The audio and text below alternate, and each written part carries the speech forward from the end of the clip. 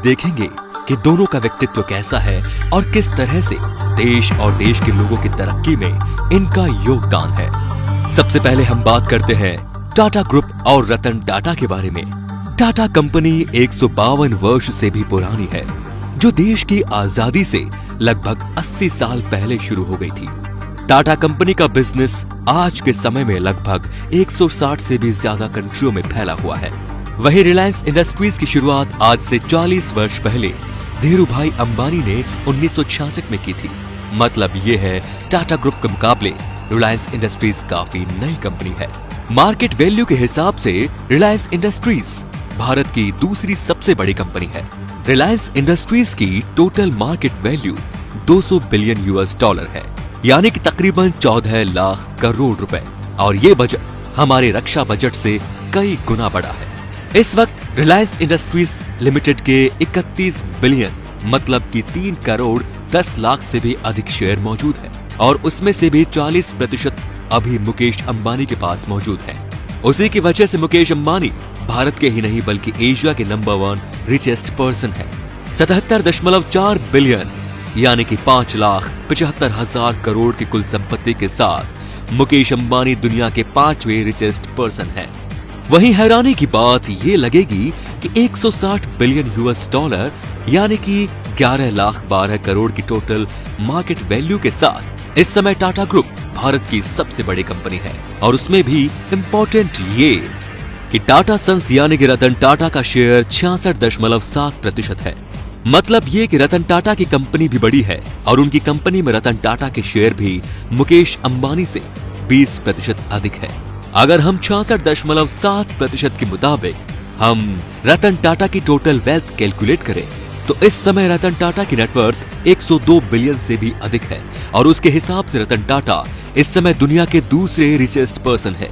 लेकिन फिर भी रतन टाटा का नाम टॉप 10 रिचेस्ट पर्सन के लिस्ट में नहीं आता।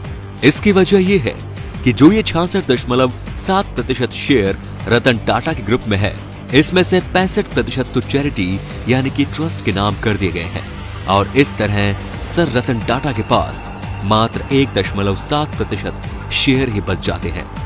यानी कि सर रतन टाटा अपनी इनकम यानी कि अपनी वेल्थ का लगभग 99% हिस्सा चैरिटी यानी कि दान कर देते हैं, और उसमें 1.7% शेयर के मुताबिक रतन टाटा की नेटवर्थ मात्र 2.5 बिलियन US$ है। अगर सही मायनों में देखा जाए तो दिल से भी और दौलत से भी रतन टाटा भारत के नंबर 1 रिचेस्ट पर्सन है। और अगर रतन टाटा इतना पैसा चैरिटी में नहीं देते तो रतन टाटा आज के समय में जेफ बेजोस के बाद दूसरे ऐसे व्यक्ति होते जिनकी नेटवर्थ 100 बिलियन US$ से अधिक होती। ये दोनों ही शख्स मुंबई में रहते हैं।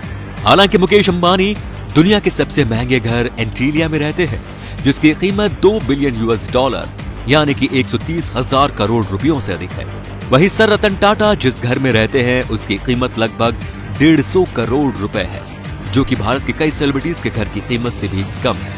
मुकेश अंबानी पर मंथ 15 से 16 लाख रुपए अपनी सिक्योरिटी पर खर्च करते हैं। ये सिक्योरिटी उन्होंने लगभग Z सिक्योरिटी बनाने की कोशिश की है। ऐसा मैं इसलिए कह रहा हूँ क्योंकि उस सिक्योरिटी में मौजूद जो व्यक्ति है वो सभी आर्मी रिटायर्ड हैं। वहीं रतन टाटा अपनी सिक्योरिटी में ज्यादा पैसे खर्च नहीं करते और मोस्टली 1 या 2 गार्ड को साथ ही लेकर चलते हैं। रतन टाटा और मुकेश अंबानी दोनों ही अच्छे व्यक्तित्व के इंसान हैं, लेकिन दोनों का दुनिया को देखने का नजरिया थोड़ा अलग है। मुकेश अंबानी मोस्टली हर चीज को बिजनेस पर्सपेक्टिव से देखते हैं, वहीं रतन टाटा ने टाटा ग्रुप्स के अंदर बहुत सी ऐसी कंपनियों को बस इसलिए चला रखा है ताकि लोगों को रोजगार मिले, न कि प्रॉफिट कमाने के लिए। इस समय रिलायंस इंडस्ट्रीज में लगभग 1,87,729 एम्प्लॉइज काम कर रहे हैं। वहीं टाटा ग्रुप के सिर्फ TCS में इस समय 3,87,000 से अधिक एम्प्लॉइज काम कर रहे हैं, और टाटा ग्रुप में 7 लाख से अधिक एम्प्लॉय काम करते हैं। और ये संख्या दुनिया की बड़ी बड़ी कंपनियां Facebook, Google, Microsoft, Intel, Uber और रिलायंस इंडस्ट्रीज के टोटल एम्प्लॉय से भी ज्यादा है। यानी कि रोजगार देने में टाटा ग्रुप रिलायंस इंडस्ट्रीज से सबसे आगे है। ऐसा नहीं है कि मुकेश अंबानी देश के लोगों की हेल्प नहीं करते। भारत की GDP में 5% का योगदान अकेले मुकेश अंबानी की कंपनी रिलायंस इंडस्ट्रीज का है, जिसमें कि वर्ष 2019 में रिलायंस इंडस्ट्रीज ने 67,000 करोड़ का जीएसटी भारत सरकार को पे किया, जो कि रिलायंस इंडस्ट्रीज को भारत का सबसे बड़ा जीएसटी पेयर बनाता है। वहीं टाटा ग्रुप नंबर 1 पर क्यों नहीं है? अब ये सवाल आपके मन में आ रहा होगा, क्योंकि टाटा ग्रुप केवल भारत में ही नहीं बल्कि दुनिया के 100 से ज्यादा देशों में बिजनेस चलाती है, जिस वजह से टाटा ग्रुप को अपना टैक्स डिफरेंट कंट्रियों को देना होता है। मुकेश अंबानी एक अच्छे बिजनेसमैन है और देश की इकोनॉमी में मुकेश अंबानी का बहुत बड़ा योगदान भी है। 2015 में जब मुकेश अंबानी ने पब्लिक के लिए मुफ्त इंटरनेट सेवाएं दी और लगभग 6 महीने तक ये सेवाएं मुफ्त ही रखी। हालांकि ये उनके बिजनेस की एक स्ट्रेटजी थी, लेकिन जो भी था उसमें सभी देशवासियों का भला ही हुआ। भारत उस समय दुनिया का सबसे अधिक डेली इंटरनेट कंज्यूमर बन गया था। इतना ही नहीं, मुकेश अंबानी के बदौलत सबसे सस्ता इंटरनेट भारत में है।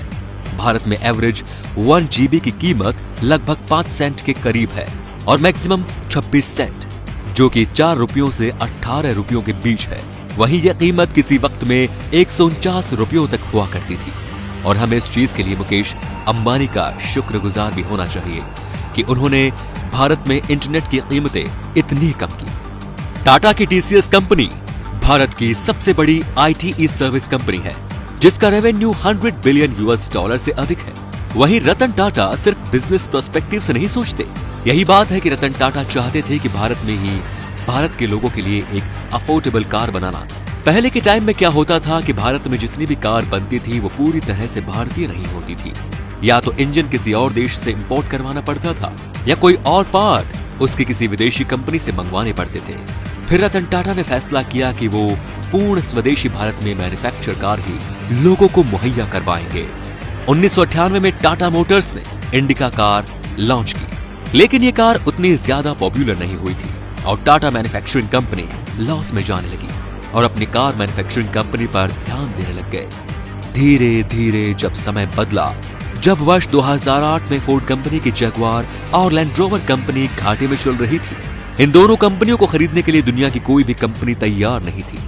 तब रतन टाटा ने इन दोनों कंपनियों की 2.8 बिलियन US$ में इन दोनों कंपनियों को खरीदा और फिर फोर्ड कंपनी के मालिक ने रतन टाटा से कहा कि ये कार कंपनियां खरीदकर आप हम पर एहसान कर रहे हो। तो इस तरह बिना कोई आपत्तिजनक टिप्पणी किए एक हम्बल पर्सन की तरह अपनी बेइज्जती का हिसाब बराबर किया था। उन कार कंपनियों को खरीदने की दूसरी वजह यह भी थी कि ये कार कंपनियां असल में यूनाइटेड किंगडम की कंपनीज थी, जिसने कि भारत पर लगभग 200 वर्षों तक राज किया। यूके की केवल 2 कंपनियां ही नहीं खरीदी, बल्कि जब भी कोई यूके की कंपनी खरीदने की बात आती है तो टाटा ग्रुप कभी भी पीछे नहीं हटता। रतन टाटा ने 2007 में वहां की Anglo touch steel metal company 12 billion US$ में खरीदी थी, जो कि उस वक्त तक एक्वायर की गई सबसे बड़ी डील थी। इतना ही नहीं, टाटा ग्रुप ने दूसरी सबसे बड़ी टी कंपनी टेटली कंपनी को भी 407 मिलियन US$ में खरीद लिया था। आज के समय जहां रिलायंस इंडस्ट्रीज के अंदर पेट्रोकेमिकल, टेक्सटाइल, हरिजुअल steel, telecommunication, media, banking जैसे बिजनेस आते हैं, वहीं टाटा ग्रुप इस मामले में रिलायंस इंडस्ट्रीज से कई गुना बड़ा है। जैसा कि आप लोगों ने सुना भी होगा कि टाटा ग्रुप सुई से लेकर जहाज तक, नमक से लेकर मसाले तक हर चीज बनाता है, तो ये बात बिल्कुल सच है। और आज के समय में टाटा ग्रुप बहुत सी कंपनियों में अपने शेयर भी खरीद रखे हैं। भारत में टाटा स्टारबक्स में 50% शेयर टाटा कंपनी के हैं। टाटा मार्को पोलो बस भी आप लोगों ने देखी होगी, उसमें भी टाटा और मार्को पोलो दोनों कंपनियों के शेयर हैं। देवू कंपनी को भी टाटा कंपनी ही ओन करती है। उसके साथ साथ Tata salt, Tata tea, Tata sky, Tata motors, Tata powers, Tata steel, Tata Taj hotel, Tata communication, Tata air conditions, Tata Titan watch, TCS जैसी बड़ी बड़ी कंपनियां मौजूद है। इतना ही नहीं, फिएट